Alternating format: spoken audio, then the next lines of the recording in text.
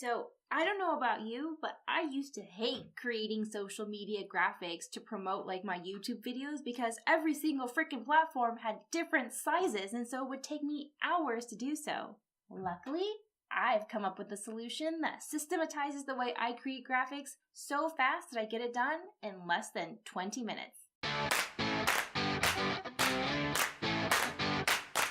Hello, Veronica Jans here, Systems and Process Strategist for Creative Entrepreneurs. And yes, I know that there are different platforms out there and that what I'm going to be doing may not be applicable, but take the principles of it, take the framework, take the concepts, and apply it for yourself to make it work. So let's get started. I discovered artboards in Photoshop and I thought it was only for Illustrator, so I'm really happy that it was for Photoshop.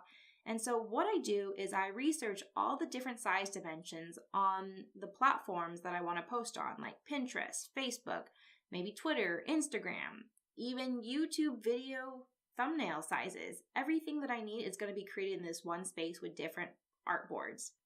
And so what I do is I create a separate artboard for each platform, and then I label them so I know what's going on. And then after that, I build out the graphics framework for each of my images, like putting my logo in the center or some sort of a business mark, and just getting the text ready. And pro tip, start with the largest graphic size. And for me, it is YouTube, which is 1920 by 1080. And then I work my way smaller and smaller so that my image doesn't get distorted. Once I'm happy with how everything looks, I pretty much just duplicate the text and images and drag it to my next largest graphic. And I keep repeating and rinsing until I am done. And after doing it for the first time, you'll notice that you'll pretty much have all the base elements there ready to go. And as you can see, I've created a artboard that has my default text on there because I like to tilt my text back and forth so that it looks different.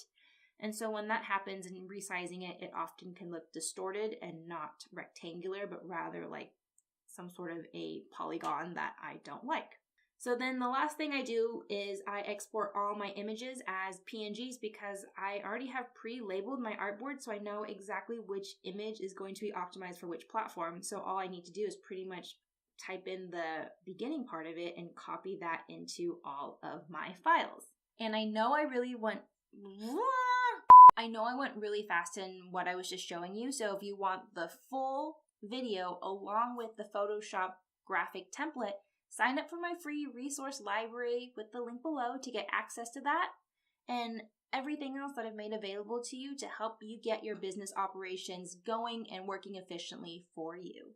Okay, I'm super excited for next week's video. So if you run a service-based business or even a membership site like myself, client onboarding is super important. So check out the video when it comes out and subscribe to my channel and click the bell button to be notified for when it's ready to go.